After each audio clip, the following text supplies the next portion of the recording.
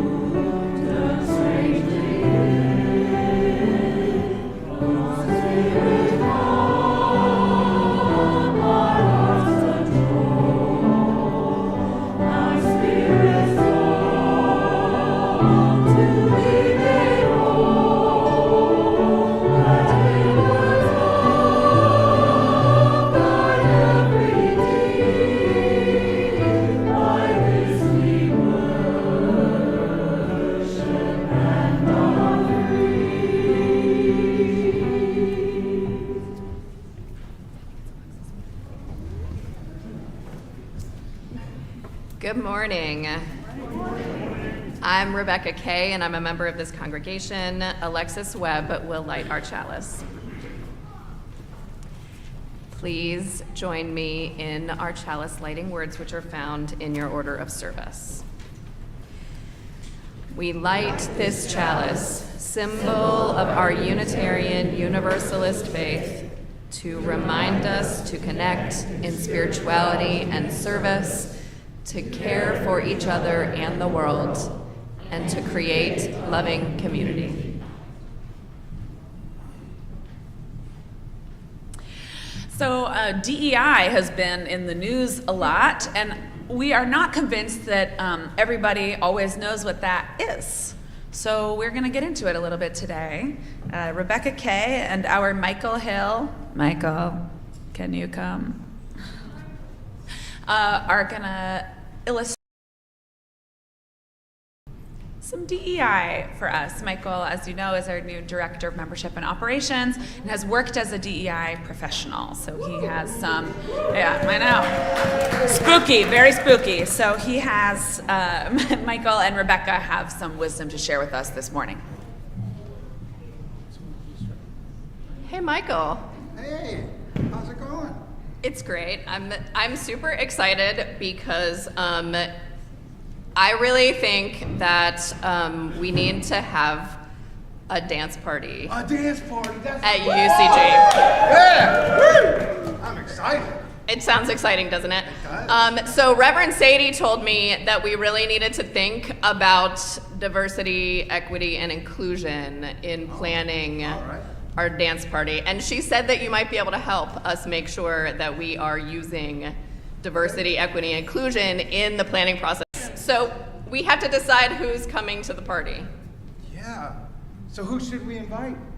Everybody. Everybody. I love that. So we're not just inviting everybody that's wearing a gray sweatshirt that's got a hoodie on the back? No? Oh, I don't know. I was kind of thinking that it might be fun for just the straight married church bisexuals to come. Oh. Wow. But then how many people are excluded from that, and then we're not being welcoming? I mean, And that's not nice, right? That wouldn't be kind and respectful. but we want to make sure that we're showing people that we welcome everyone here. That's right. So we need to make sure that we are reaching out to specific groups of people, right? We do. So, man, there's so many things to consider when it comes to diversity, isn't there? Yeah, there's a lot. I mean, we can sit and think of what someone's sexual orientation, what someone's gender is, something that as simple as their religious background. So we would need to think about all those things when we invite people, right? And then all of the things that come with that, right? And what do I mean by that? So I'm able-bodied, but somebody that's not able-bodied, we would have to think of the accommodations we'd need to make, right? For that party? Yeah, well, and I was just thinking, like, you know, sometimes when we send invitations out, it's like buried in the newsletter, and that's technically inviting everybody, but is it really inviting everybody? That's a good question, because if you can't really zoom in on that, then we didn't invite everybody. And then what happens if you need Braille? Oh my goodness. Wow, so many things to think Or about. someone who is colorblind and has trouble reading text that's on an image document. Sorry, I've been doing a lot of web accessibility in my work life. So after we invite everybody to the party to have a diversity of people there, which means everybody gets to come, and we want everybody to come because it's going to be a super fun party. It is going to be Not fun. because I want to feel good about myself, because people with a particular gender identity or racial identity are in attendance, right? That's right. Don't want to do the Pokemon. Don't want to do the Pokemon thing. It's What weird. else do we need to have a super good party? Snacks, music, drinks, chairs. It seems like there's a lot of like considerations that we might need to have related to equity and everybody being able to like access our party, Michael. It does. Tell us more about that. So, wow, it sounds like we need to make sure that we have music that is accommodating to everyone. We need to make sure that there's headphones. We need to make sure that you're not sitting in chairs like you are now, maybe, because those chairs are made for one person, but that one person may not be here right now. Because that's equality, right? Your chairs, equality. Not the same for everybody. So we'd have to think about all of those kind of things. We'd have to think about music, we have to think about space for dancing, we have to think about heights of chairs, room for walking. What if I want to come to the party but I get overwhelmed by loud noises? And that's where our headphones come Oh, in. she said, what if she gets overwhelmed by loud noises? What if we have people with sensory issues? So we could have quiet space, we could also have Quiet we're space. very attention to flashing lights and all of that kind of stuff, so that we Oh. would minimize that. Yeah, no strobe lights at our dance party. Some mobility issues might be helpful, so that people on rollators and knee scooters. Kate's Wheelchairs, suggesting et cetera, et cetera. that someone who has recently been on a knee scooter might need some other options for getting around. Absolutely. We need to make sure there's like space in between our chairs so people can get through. When are we going to do it? That is a great question. Not Woo. too late. Not too late. Okay. This is like the best example, right? So who likes for the dance party to be ending before dark? I see people of many ages raising their hands. I see a very young person who probably has a very early bedtime. I see people who might have trouble driving after dark. What about people who want the dance party to be late, like when it's dark outside? Oh, I also see some people who like it to be late. Why do you like it to be late, Katie? Just because it makes it more special. It makes it more special. It makes the light, like the black light, is more fun if it's dark outside. Yeah, like that's a really tough problem to deal with. How would we make sure that everybody was like able to attend and be included?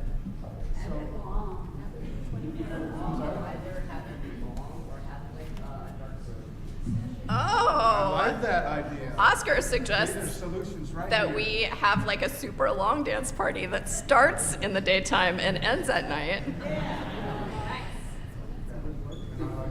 Or we like have a part of the dance party that has blackout curtains. That also sounds pretty cool. Those are great ideas, Oscar. Now, the last part of our acronym that we haven't really talked about yet is inclusion. What does that mean? So everybody wants to feel included, right? So like in the dance part, how would that inclusion part work? What would be some things that we need to think about? Different kinds of music from different maybe genres or Okay. generations. Yeah. What else? Who gets to ask who to dance? Everybody. So in inclusion, everyone would be everybody could ask anybody else to dance. And anybody could say no. And anyone can say no. Yes. Good job. What else? La Bamba, line dance. A line dance. All right, Yeah. so Phoenix is gonna lead the line dancing. How about places to sit? We need to have some chair dancing. What else? Things for Ice cream. We definitely need ice cream, and we also, I love Fern's ideas. Also, we need dairy-free ice cream. So some vegan ice cream. I love that. Everyone's dietary needs are everybody is able to meet their dietary needs and enjoy frozen treats. That sounds very inclusive. How much is it going to cost? Oh, how much is it going to cost? That is a great question that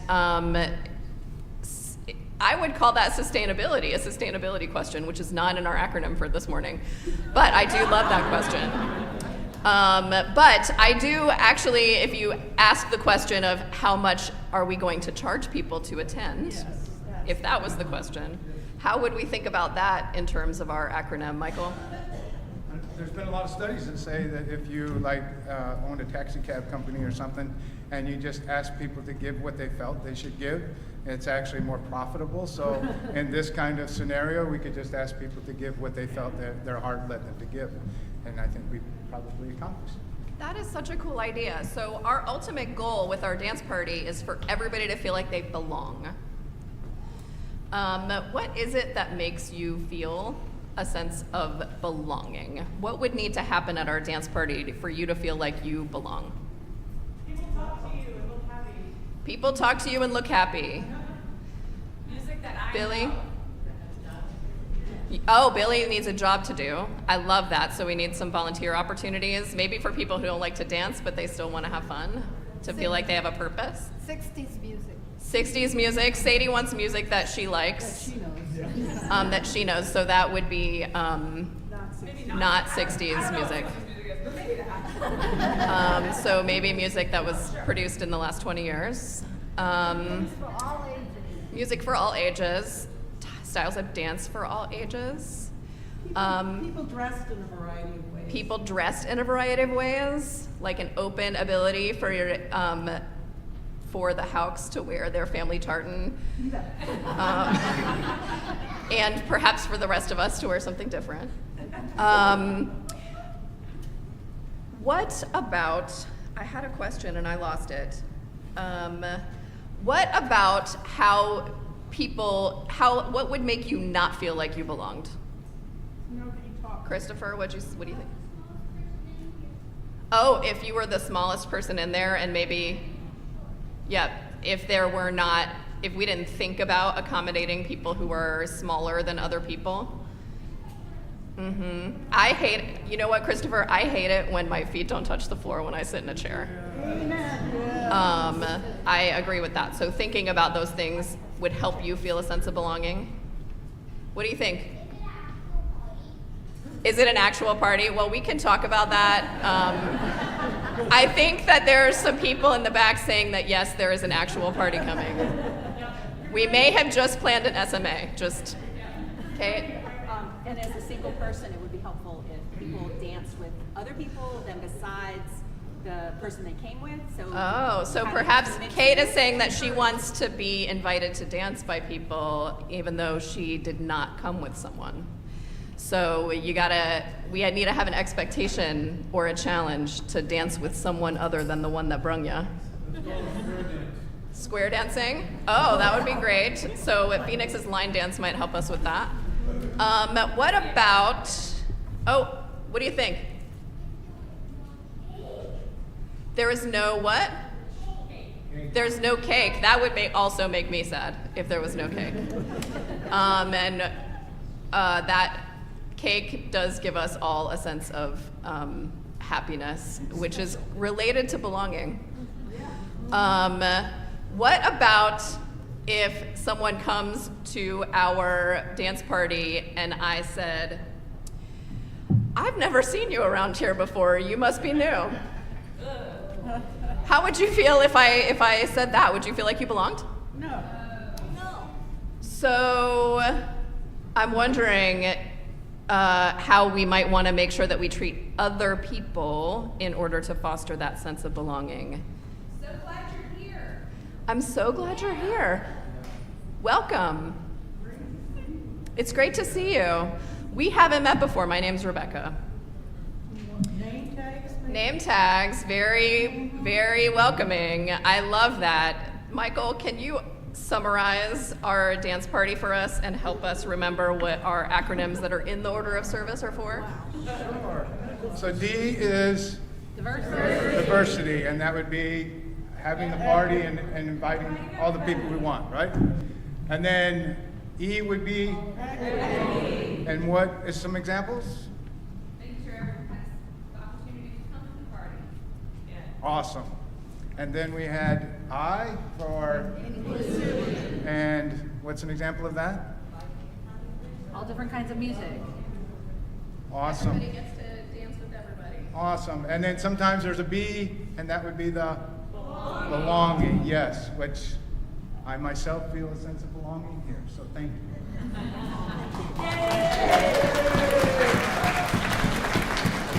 I cannot wait to dance with Michael Hill.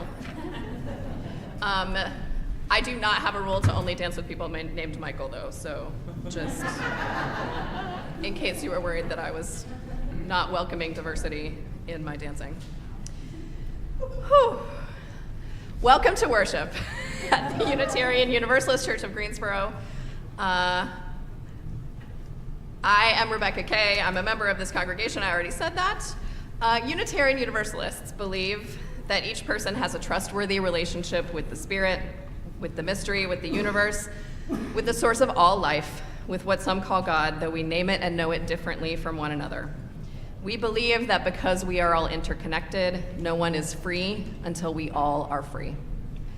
So we strive to create beloved community here on earth in our fellowship with one another and in our work for justice and peace. Most of all, we believe that the spiritual dimension of life calls us to the social dimension of it, and that it matters less what you believe and more how you live. Whether today is your first or your thousandth Sunday in our midst, we are stronger because you are with us. We are one people of many beliefs, many origins, sexualities, and genders. We are all growing, all learning, all loved. Our ministry team here at UUCG is Cindy Dillard, our Director of Children's and Youth Ministry, Colin McCrae, our Director of Music, our new Director of Operations and Membership, Michael Hill, and the Reverend Sadie Lansdale, our minister. We're going to call her Aunt Sadie Lansdale this week. That's right.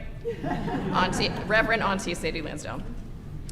Please take this time to silence your cell phones so that they do not add to our beautiful music this morning.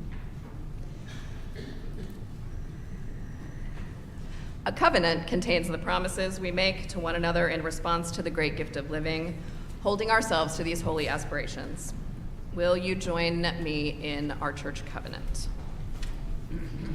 We, the members of the Unitarian Universalist Church of Greensboro, do covenant to promote a search for personal meaning, respecting the individual truth in a community process of quest, speak and act with caring, courtesy, and love, thereby maintaining emotional, physical, and spiritual safety for all. Support UUCG and denominational efforts with our resources.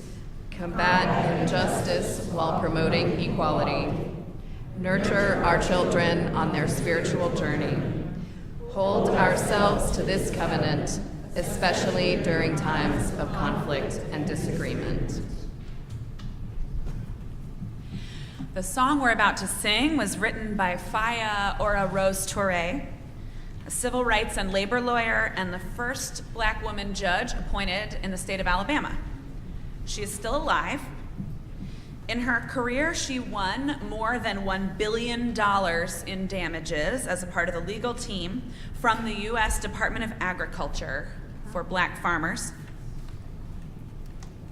And she founded, among other things, the National Voting Rights Museum.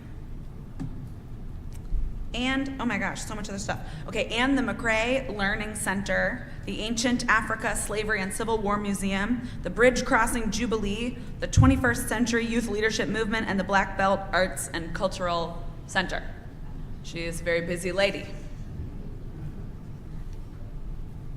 And from her, we accept the gift of this song and we pass it on. I'm gonna lift my sister up. Will you rise?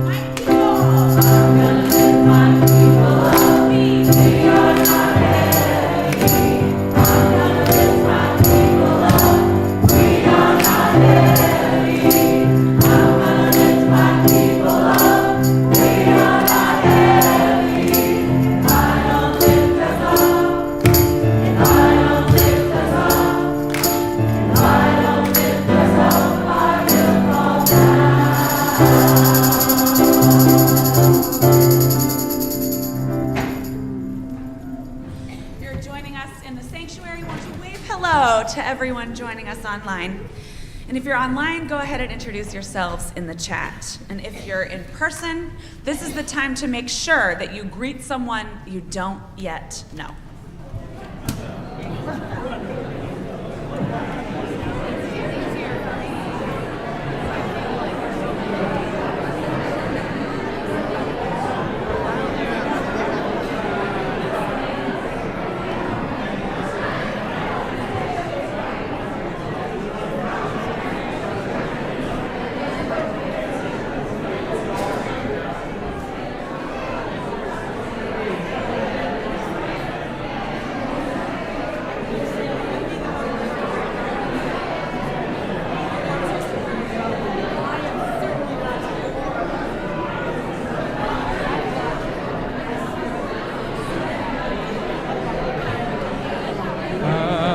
believe in being ready. I believe in being ready. I believe in being ready, for the time is drawing near. I believe in being ready. I believe in being ready. I believe in being ready, for the time is drawing near. I believe in being ready. I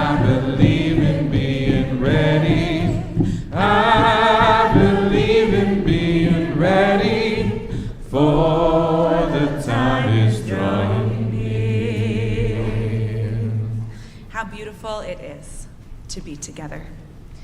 We gather in gratitude this morning, turning our hearts to thanks and praise for the gift of living, in the presence of the Spirit that animates all life, in the knowledge that we are connected to all that is, all that has been, and all that will be. During these few minutes of silence, you can focus on something you're grateful for, someone you are remembering especially today, or just the sensation of your chair supporting you. Will you take a few easy breaths at your own pace as we settle into our silence together?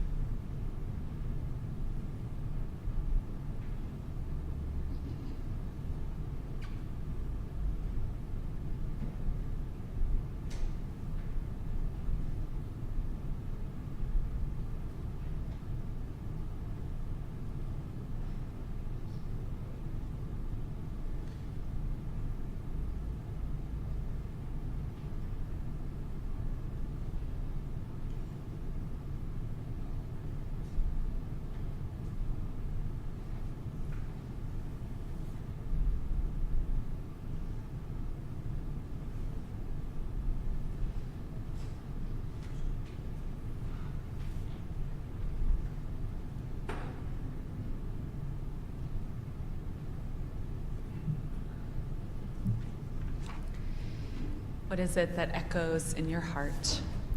You're invited to lift it up to the holy and lay it down in community in this sacred space and time. If you're online, this is your time to share your joys and sorrows with one another in the chat. If you're in person and you have a milestone you'd like added to our prayers, fill out a yellow card, which the ushers will collect from you. If there's a joy on your heart, place a flower from our grounds in the vase. If there's a sorrow, place a stone in the bowl. You can light a candle of prayer and presence for someone you're holding close to you.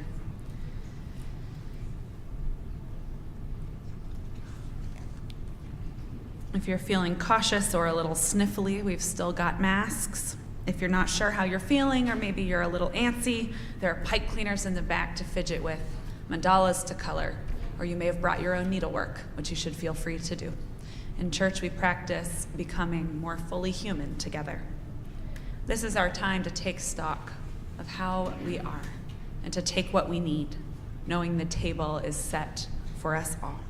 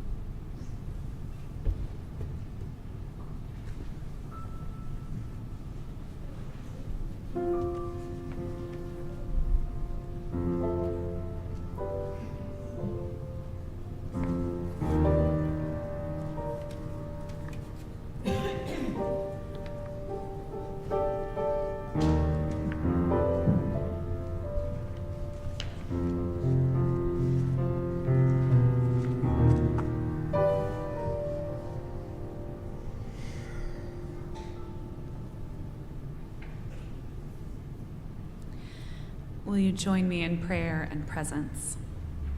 First, we name aloud or in the chat those people on our hearts, living or dead, near or far, that this community might hold them in love.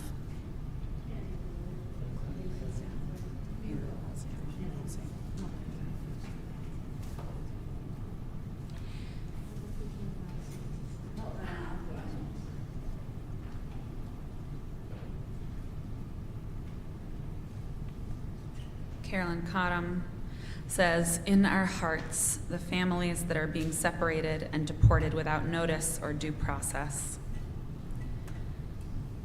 Carolyn, our prayers of compassion are with you and with all the ones you hold close. Sue Cole shares that Phyllis Sutphen's mother passed away, and she and Alan are in Williamsburg with family. Our prayers of compassion are with Phyllis and Alan and all those who loved her mother. Phoenix Putney offers a prayer in loving memory of Pope Francis.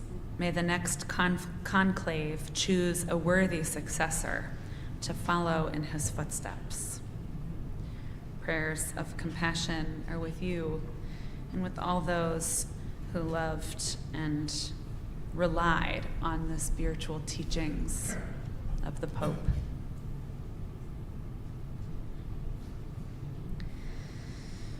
Toby says, my family is falling apart, and Knox is dealing with some mental health battles. And our prayers of compassion are with you, with your family, with the ones you love. Their joy is that it's their first UU service, and the weather is beautiful. Our prayers of joy and gratitude are with you, and that you have found your way here.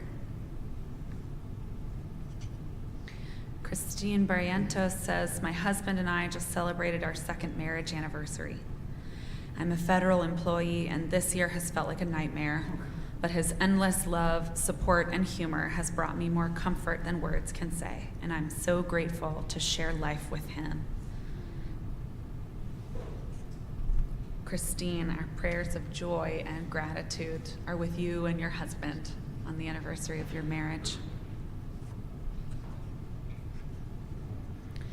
Tish Gunn says, I appreciate the beauty of the day and the growing awareness of the conditions in our world.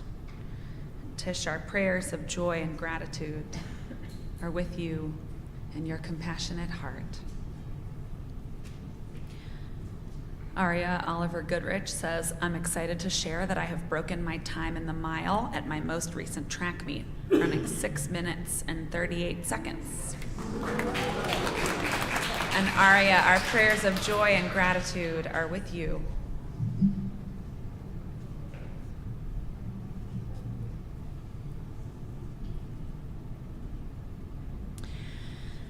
Carlos shares a sorrow, those who have been abducted and detained in the concentration camp in El Salvador.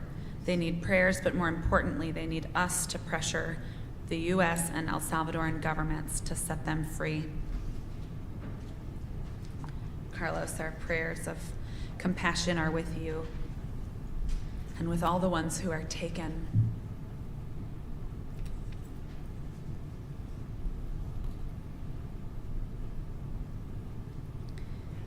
Miriam says, Chris and I celebrate our 12-year wedding anniversary, feeling grateful for our partnership and all the growth that has happened in this time, and grateful for ritual, celebration, and all the love and support we felt that day and today from our community.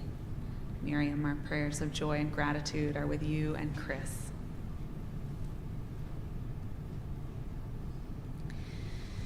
Siobhan says, thank you to Ruby, Sadie, Rebecca, and Carrie for the support they've given me while I begin my life's most recent journey. I am so grateful for the welcoming community at UUCG. Siobhan, our prayers of joy and compassion are with you.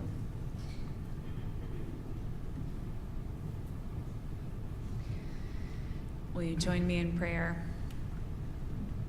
Spirit of life and love, God of many names and beyond all naming, source of all. We are so grateful this morning for all the ones whose lives are different from ours, for the rich diversity of experience in our community and beyond. We are so grateful to be on a journey with people who share values but differ in so many beautiful ways. We offer gratitude as well for all the times that we have needed support, for all the ones who have held the door open for us, for the ones who have gone first, for the ones who have spoken up, for the ones who have spoken louder so that we can hear, for the ones who have used our pronouns quickly and easily, for the ones who have blessed us in all the changes in our lives. We offer gratitude. We recommit ourselves to holding the doors wide open for any who hunger to be here, for any who hunger to be a part of a community that seeks the Spirit, which is to say that seeks to be ever more vitally alive, even and especially in this time. We ask these things for ourselves, for those we love, and for those we do not yet love. Amen. We're going to do our second musical meditation a little different today. What we're going to start doing is on the final Sunday of every month, doing much longer musical meditations, so that way we can record them and share them with people at home. People can play and listen to them with their kids, maybe as lullabies or bedtime tools. So please be ready to experience this musical meditation for a little bit longer than normal, and I will give a clear symbol for when the last one's going to be. But please enjoy, relax, and soak yourself in sound. I believe in being ready. I believe in being ready. I believe in being ready, for the time is drawing near. I believe in being ready. I believe in being ready. I believe in being ready, for the time is drawing near. I believe in being ready. I believe in being ready. I believe in being ready, for the time is drawing near. I believe in being ready. I believe in being ready. I believe in being ready, for the time is drawing near. I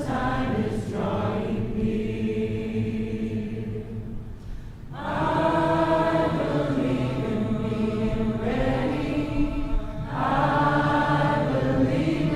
I believe in being ready, for the time is drawing near. I believe in being ready. I believe in being ready. I believe in being ready, for the time is drawing near. I believe in being ready. I believe in being ready.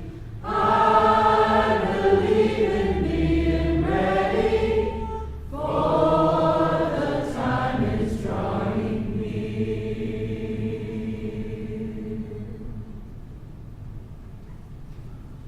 Right.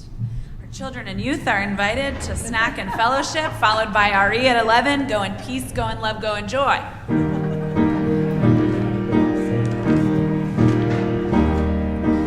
Go in peace, go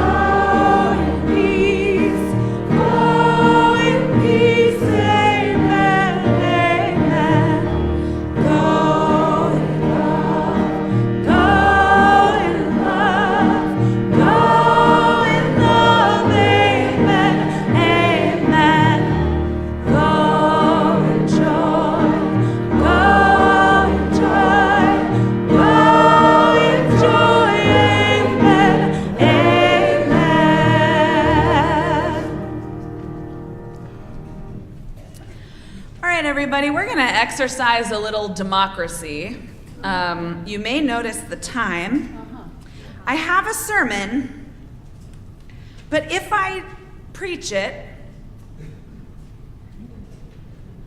we might end our worship at like 10 minutes over. And you might be kind of tired of that, so we're going to take a vote. And I promise I won't be offended, because if we don't do it today, we'll just do it next week. I won't take this personally. We're going to do a vote. And the vote is between, would you like a sermon right now, and then the service will go until 11:10, or would you like to proceed with the rest of worship, wrap it up, and enjoy a beautiful day? All in favor of a sermon? All in favor of skipping it and enjoying the day? All right, well, my side loses, but that's fine.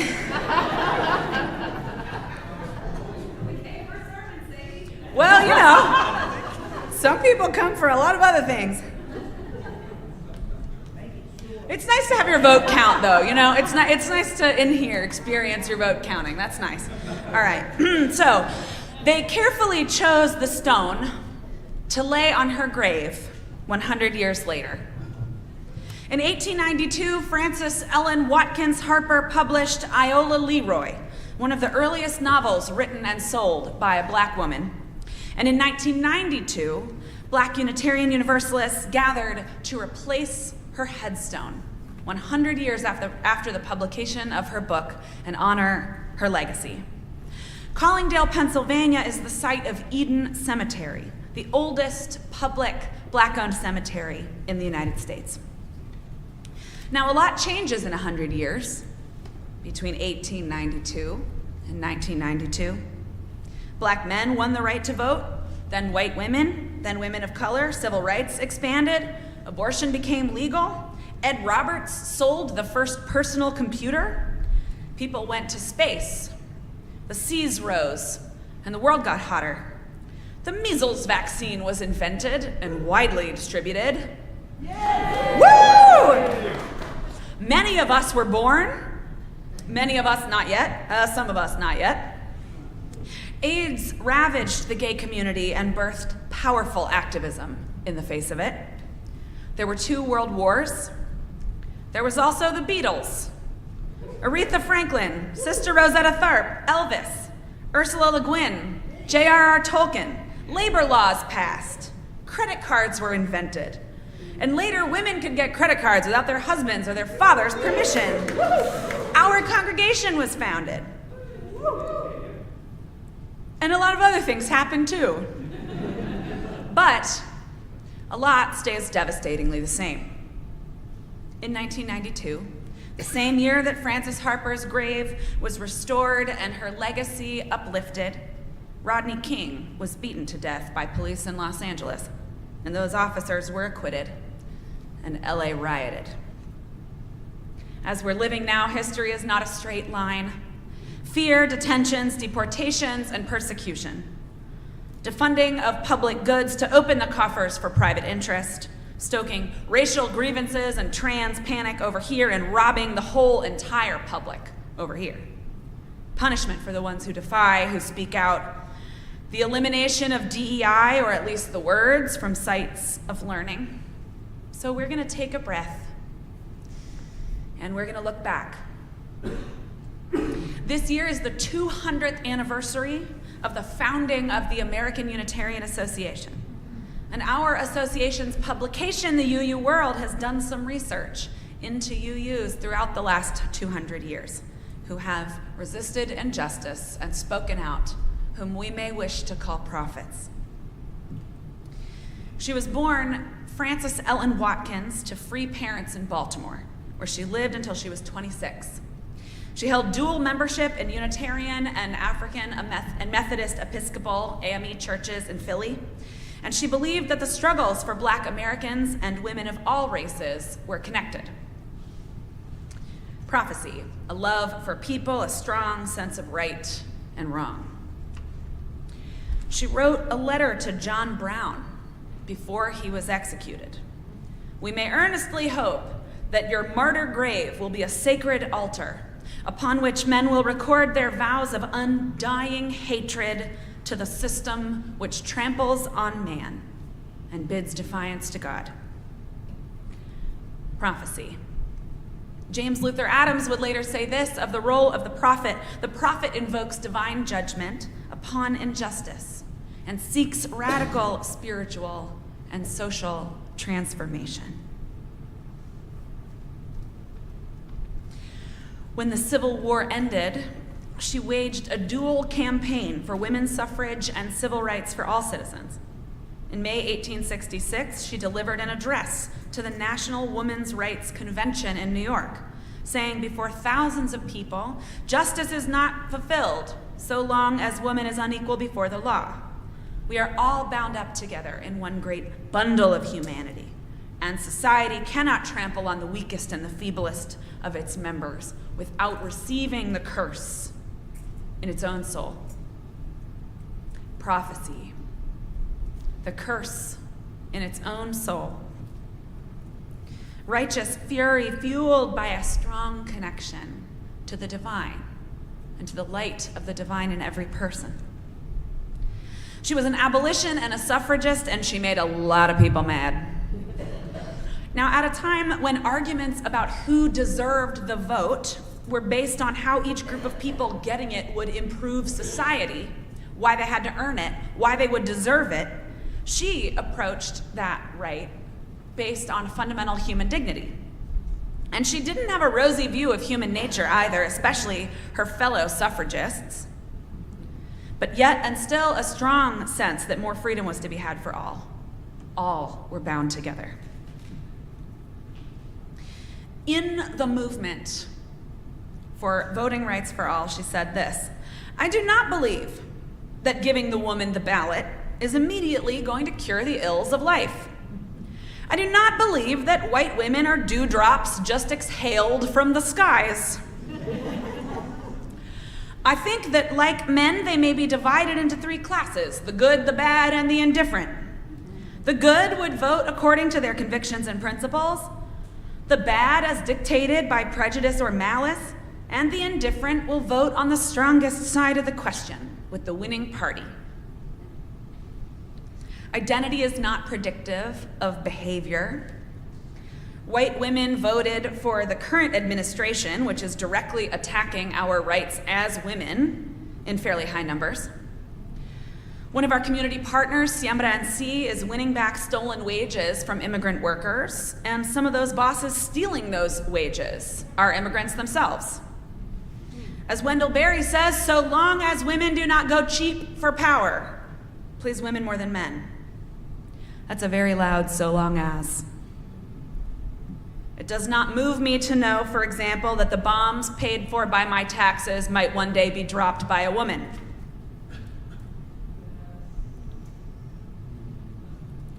As the black organizers say of black leaders who get in the way of justice, not all skin folk are kinfolk. Not everyone who looks like you wants you to flourish. Harper's novel, Iola Leroy, also called Shadows Uplifted, tells the story of several characters who could pass for white, sort of looked white enough, but they had African ancestry. And the society around them in the story, in the world of the story, does encourage them to pass, to lie, to pretend, to hide, to reject, but they refuse. Family members who had been separated through enslavement and war are eventually reunited. They find one another in prayer and song and story. And through these characters, Harper delivers a scathing criticism of Christians, in name only, who justify violence and enslavement through their religion. Harper was an outspoken critic of any religion that justified or ignored evil. I don't know if she put it like this, but have you ever been told that taking God's name in vain is cussing? Do you know instead that the liberation theology argument about taking God's name in vain is invoking God to do harm to other people?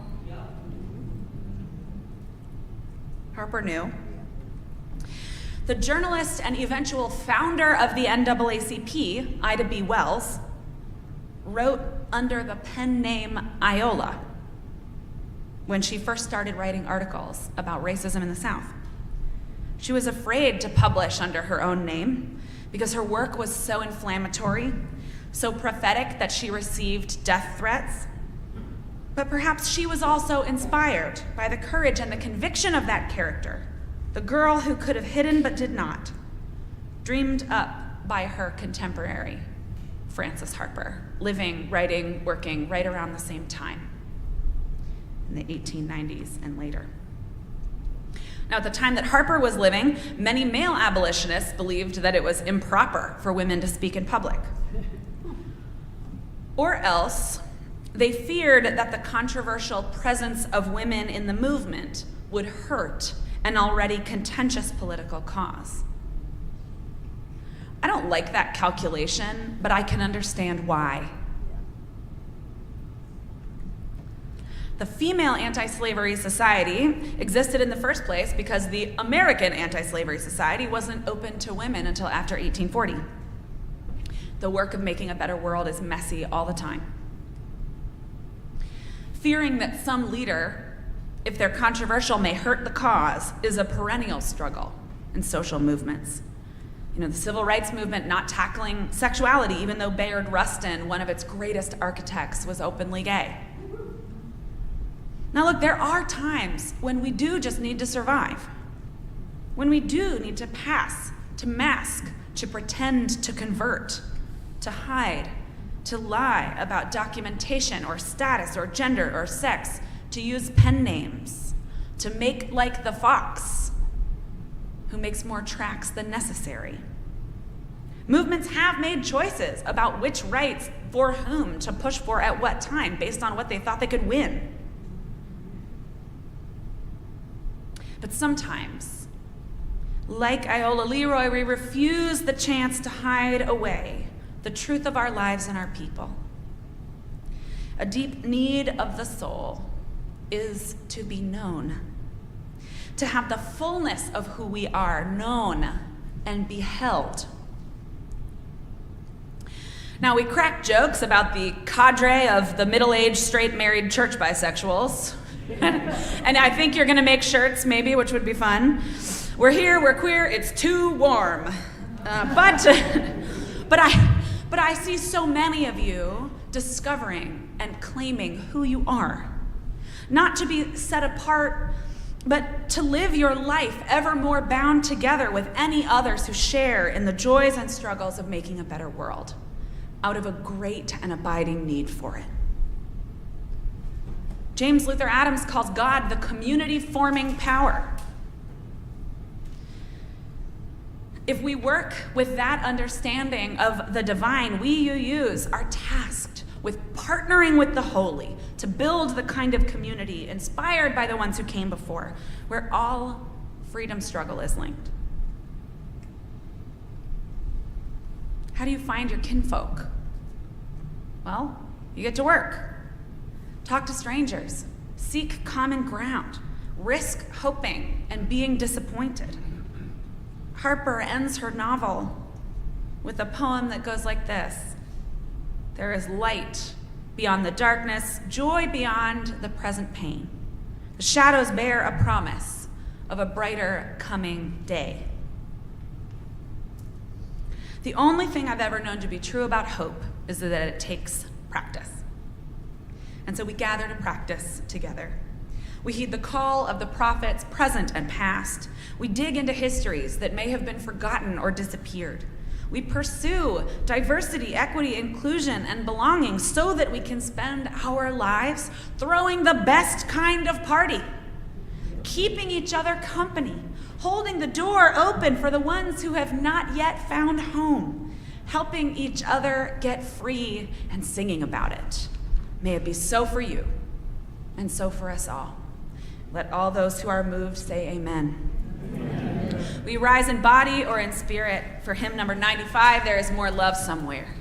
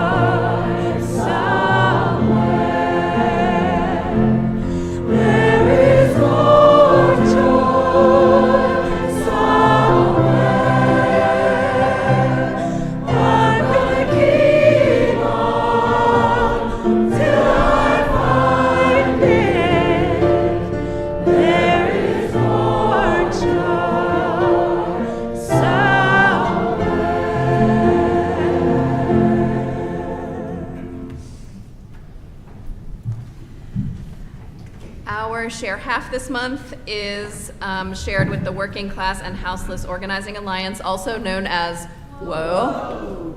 You have to say it like Keanu. WHOA. WHOA serves food weekly to hungry people by going where they are and asking what they need. This financial support allows them to serve food and buy requested supplies.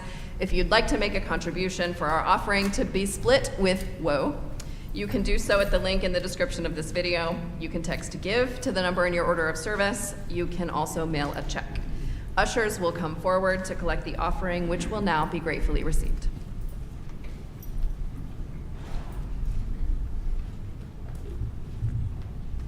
Please join in our closing music, number 1020, Whoa Ya Ya, in your teal hymnals.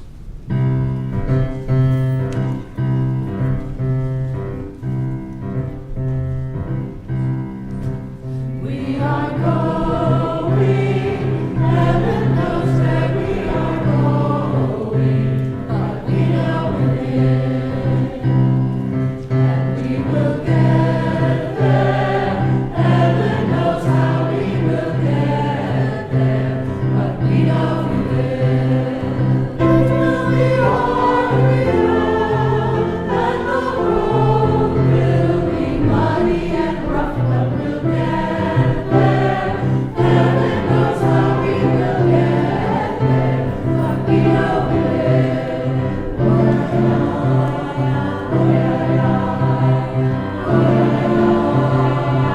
And we will get there. Heaven knows how we will get there, but we know we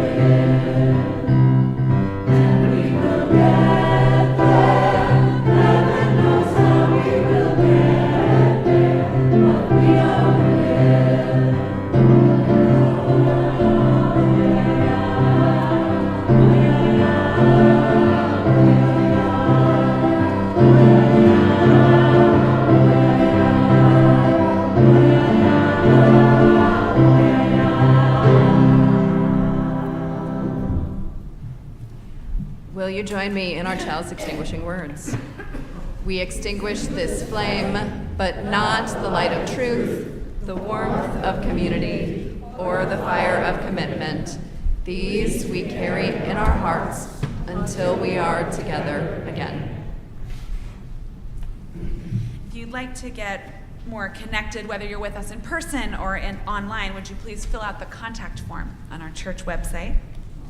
Right after service, exploring membership will be in my office.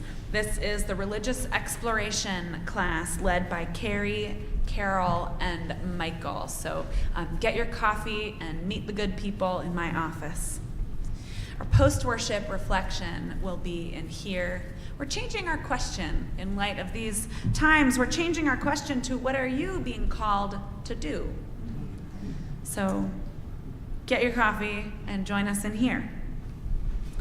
Opportunities for practicing hope abound in your newsletter, so be sure to read it.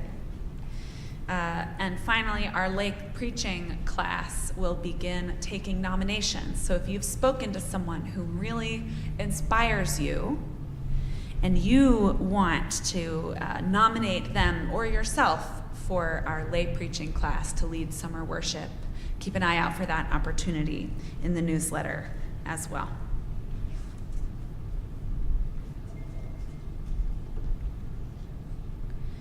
We'll give Frances Ellen Watkins Harper the final word. There is light beyond the darkness and joy beyond the present pain. The shadows bear a promise of a brighter coming day. In the next week, may you seek it, nurture it, and proclaim it, so that all may know peace and all may come to the party. Go in peace and amen. Rise in body or in spirit for a benediction hymn from this house.